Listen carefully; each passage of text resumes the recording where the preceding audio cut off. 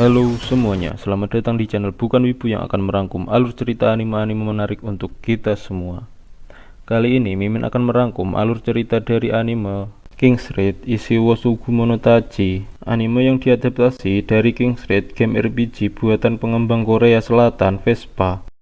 Anime ini memiliki genre action, adventure, fantasi, magic, dan memiliki 26 episode. Tanpa menunggu lama, langsung saja kita mulai ke videonya. Di awal cerita diperlihatkan pertarungan Raja Kael melawan Raja Iblis Angmundo 100 tahun lalu. Kini kerajaan Olveria sedang berada di masa damai. Saat itu Kasel, seorang kesatria magang, sedang melakukan latihan dengan Klaus, senior sekaligus teman masa kecilnya. Karena Kasel masih pemula, ia tidak bisa mengimbangi Klaus meski sudah berkali-kali melawannya.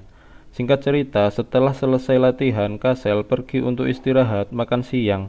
Di perjalanan, ia dipertemukan dengan Rihit, seorang Dark Elf yang mencurigakan. Namun, Kasel tidak mengusir Dark Elf tersebut karena ia tidak membuat kesalahan. Kasel pun tiba di tempat penjual makanan, yang ternyata di sana terdapat Frey, seorang pendeta yang juga teman masa kecil Kasel sama seperti Klaus. Saat mereka asik berbincang di tempat lain, tepatnya di istana kerajaan Olveria, sedang ada masalah. Raja Olveria mendapat kabar bahwa ada iblis yang terlihat berkeliaran di hutan. Raja mengutus untuk mengirim pasukan pengintai agar langsung mengurus iblis itu agar tidak sampai memasuki area kerajaan, karena kekuatan kerajaan mereka berbeda dengan 100 tahun lalu. Kemudian diadakanlah rapat untuk membicarakan rencana pencarian iblis yang berada di dalam hutan. Saat itu salah satu petinggi kerajaan yang bernama Moriham membawa Dark Elf yang sebelumnya berpapasan dengan Kasel. Ternyata Dark Elf tersebut adalah pemimpin dari tentara bayaran Black Edge. Moriham berpendapat kalau Rihit dan kelompoknya akan sangat membantu regu pengintai. Namun para petinggi lainnya menolak karena tidak ingin memasukkan orang asing mencurigakan dalam misi kerajaan. Singkat cerita, malam pun tiba. Kasel dan Klaus sedang makan malam beserta dua temannya. Kasel bercerita kalau siang tadi ia bertemu dengan Frey yang sudah menjadi pendeta. Ia sangat iri karena dua teman masa kecilnya telah menjadi apa yang mereka inginkan. Klaus mencoba menyemangati Kasel karena ia juga akan selesai dari masa magangnya. Tidak hanya itu, Klaus juga memberi kabar kalau ia akan ditugaskan untuk menyelidiki iblis yang terlihat di hutan bersama dua temannya. Mereka menyuruh Kasel untuk berlatih keras selagi mereka pergi. Di tempat lain terlihat Rehit dan kelompoknya yang merencanakan sesuatu. Ternyata mereka bukan tentara bayaran biasa. Dengan berpura-pura bersikap baik, mereka berniat menguasai kerajaan Olveria. Karena bangsa mereka telah ditindas selama ratusan tahun oleh bangsa Olveria. Pagi pun tiba. Klaus dan prajurit lainnya berangkat melaksanakan misi dan meninggalkan Kasel berlatih sendirian setiap harinya. Setelah beberapa hari, Klaus dan tim pengintai lainnya tidak menemukan apa-apa. Namun tiba-tiba Klaus merasakan aura yang aneh. Dan benar saja mereka diserang kumpulan iblis dengan senjata yang lengkap. Beberapa bawahan Klaus telah dikalahkan yang menyisakan Klaus dan satu rekannya. Klaus pun menyuruh rekannya untuk pergi melapor ke istana, sedangkan Klaus melawan kumpulan iblis tersebut sendirian. Singkat cerita, laporan tentang iblis di hutan sudah sampai di istana. Para petinggi kerajaan kebingungan apakah mereka harus menambah pasukan untuk masuk ke dalam hutan, dengan resiko menambah jumlah korban jiwa dan tidak adanya penjagaan di kerajaan. Moriham pun memiliki alasan yang kuat untuk memasukkan Black Edge ke dalam misi tersebut. Di tempat lain, kabar mengenai kembalinya regu pengintai telah sampai di telinga Kasel. Frey mendatangi Kasel karena cemas dengan keadaan Klaus. Kasel berniat masuk ke dalam hutan sendirian karena Klaus yang tidak kembali. Frey pun mengikuti Kasel karena ia juga mengkhawatirkan Klaus. Kasel dan Frey pun masuk ke dalam hutan. Mereka menemukan mayat para pasukan pengintai. Namun Kasel tidak menemukan adanya mayat Klaus. Kasel mencoba berpikir positif dan menganggap kalau Klaus masih hidup. Saat Kasel berjalan ke hutan lebih dalam untuk mencari Klaus, ia mendapat serangan dari para iblis. Di antara iblis tersebut terdapat Maria yang juga kemungkinan seorang iblis. Maria dengan mudahnya menyerang Kasel dan melemparkannya ke pohon. Saat itu Frey mencoba melindungi Kasel yang terluka. Namun karena terlalu banyaknya iblis, Frey tidak mampu untuk menahannya. Untung saja datanglah Reihid dan pasukannya. Pasukan Reihid melawan iblis-iblis tengkorak, sedangkan Reihid melawan Maria. Reihid terlihat unggul dalam pertarungan itu, namun Maria dapat melarikan diri. Setelah keadaan mulai membaik, Kasel dan Frey memperkenalkan diri dan berterima kasih. Singkat cerita, Reihid dan pasukannya pun pergi untuk memburu iblis lainnya. Tak lama setelah itu, Kasel dan Frey didatangi seseorang. Ia adalah Cleo dan Roy. Mereka menemui Kasel dan Frey karena diutus oleh Dominic, penyihir dari Menara Sage, yang sering menemui Kasel dan lainnya saat di panti asuhan. Mereka mengajak Kasel dan Frey ke tebing pinggir laut untuk pergi ke Menara Sage. Menara Sage kebanyakan dihuni oleh penyihir atau murid dari Sage Agung.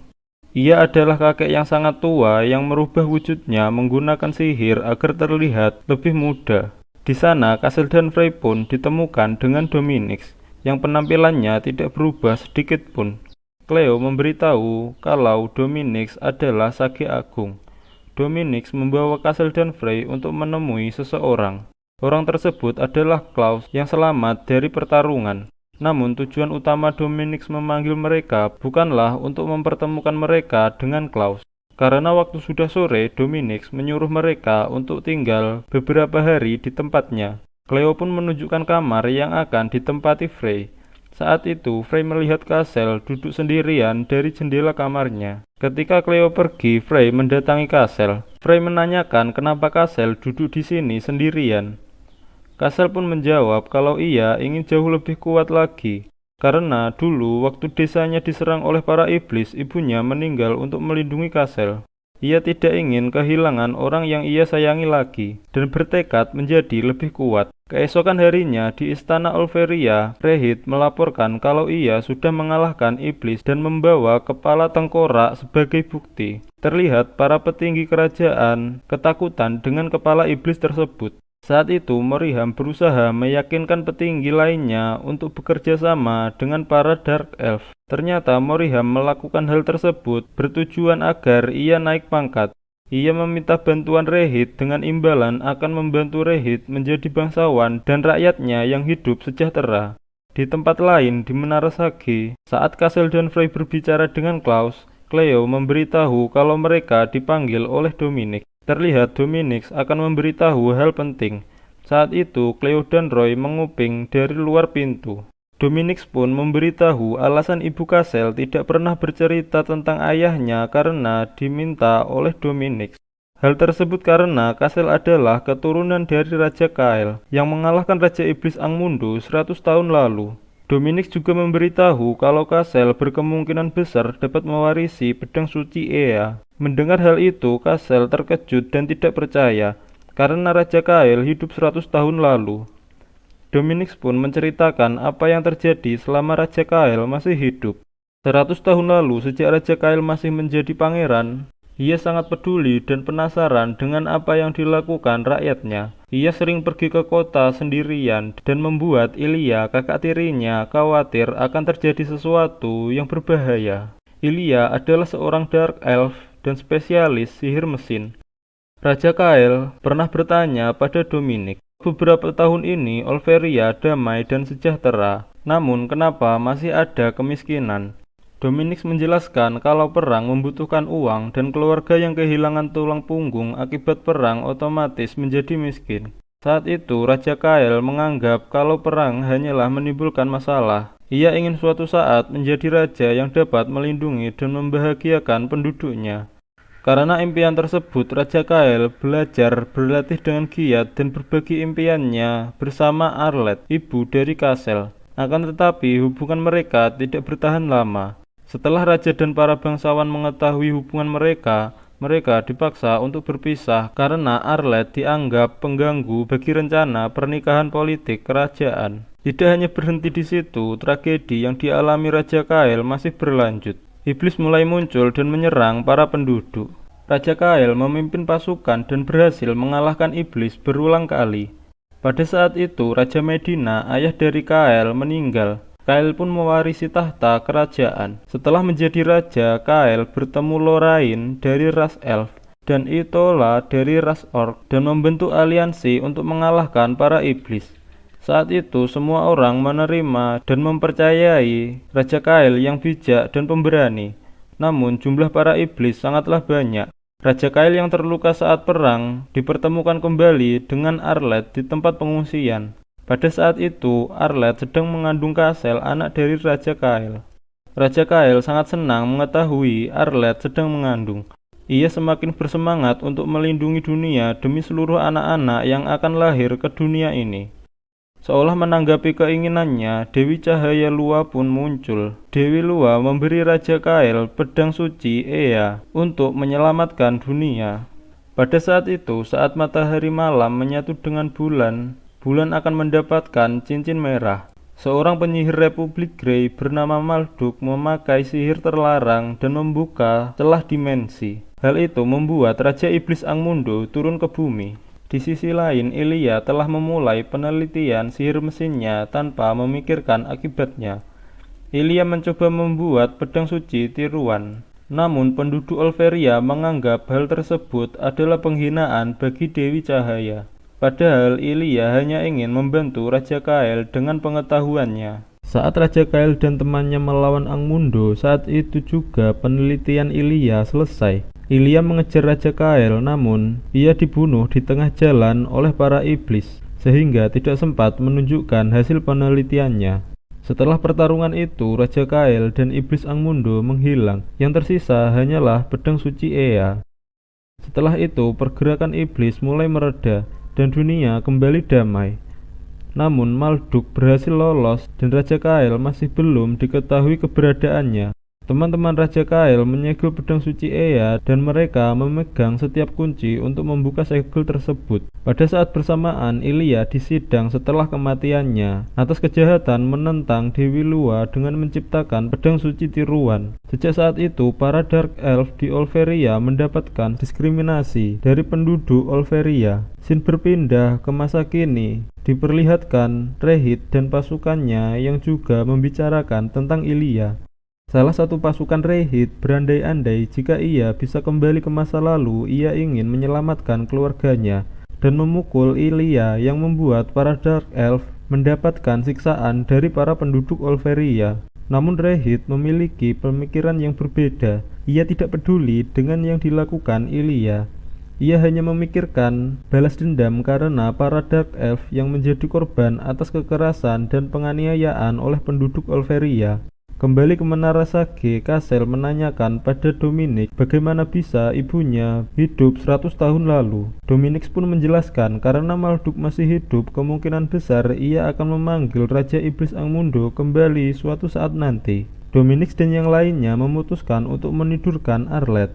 Dan 100 tahun kemudian Arlet terbangun dan melahirkan Kasel. Tetapi para iblis kembali menyerang yang membuat Arlet meninggal. Dominik pun menyerahkan Kasel yang masih kecil ke panti asuhan karena Kasel tidak memiliki orang tua dan tempat tinggal. Dominik selalu memantau pertumbuhan Kasel dengan mendatangi panti asuhan. Saat ini matahari malam sebentar lagi akan menyatu dengan bulan. Karena seringnya pergerakan iblis saat ini, Dominik khawatir hal tersebut menandakan akan bangkitnya Raja Iblis Angmundo. Meskipun tidak percaya dengan cerita Dominik, Kasel sangat ingin menjadi lebih kuat untuk melindungi semua orang. Kasel pun menanyakan bagaimana cara mendapatkan pedang suci. Dominik pun menyarankan untuk menemui Lorraine, Sage Agung Hutan Elidora, salah satu orang yang melawan Raja Iblis bersama Raja Kael. Dominik memanggil Cleo dan Roy yang menguping dari luar untuk menemani Kasel dan Frey.